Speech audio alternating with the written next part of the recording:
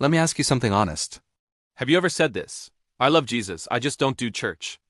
Maybe you said it after you got hurt. Maybe you said it after you watched leaders fall.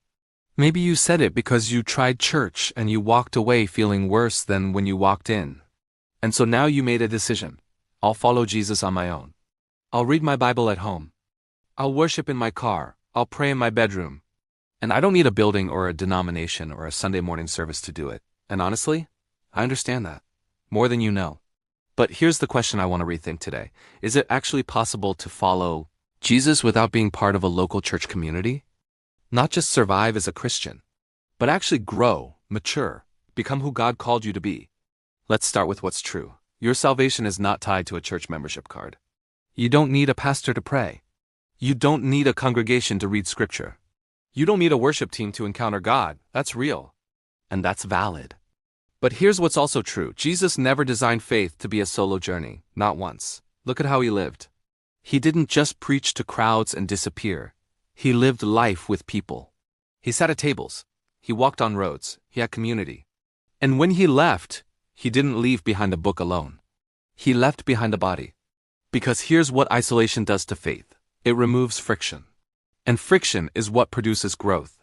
When you're alone, there's no one to challenge your blind spots. No one to speak truth when you're off track. No one to carry you when your faith gets weak. You only ever hear your own thoughts. You only ever grow as far as your own comfort allows.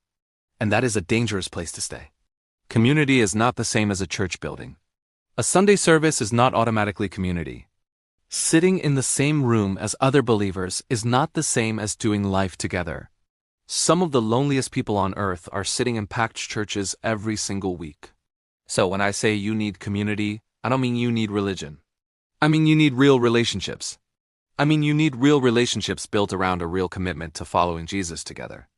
Because the New Testament picture of church was never a performance. It was people eating together, praying together, confessing to each other, carrying each other's burdens. That is the design. So let me say this directly. If you've been hurt by church, the answer is not to remove yourself from community. The answer is to find a healthy one. One built on truth and grace. One where accountability is real. Because here's what I've seen happen to people who do faith completely alone. They start strong, passionate, on fire. But slowly, without community to sharpen them, their faith begins to drift. Just slowly. Until one day they realize they're not really following Jesus anymore. They're just carrying the idea of him, because faith was never meant to be carried alone. You were made for community. One that reflects the body Christ died to build. You can exist as a Christian without a church community. But you cannot fully become who God called you to be without one. That's not an opinion. That's the design. So the real question is, what are you afraid you'll find if you let people get close enough to do life with you? Rethink that and drop your thoughts in the comments. Like, share, and follow us for more Christian content to help you grow.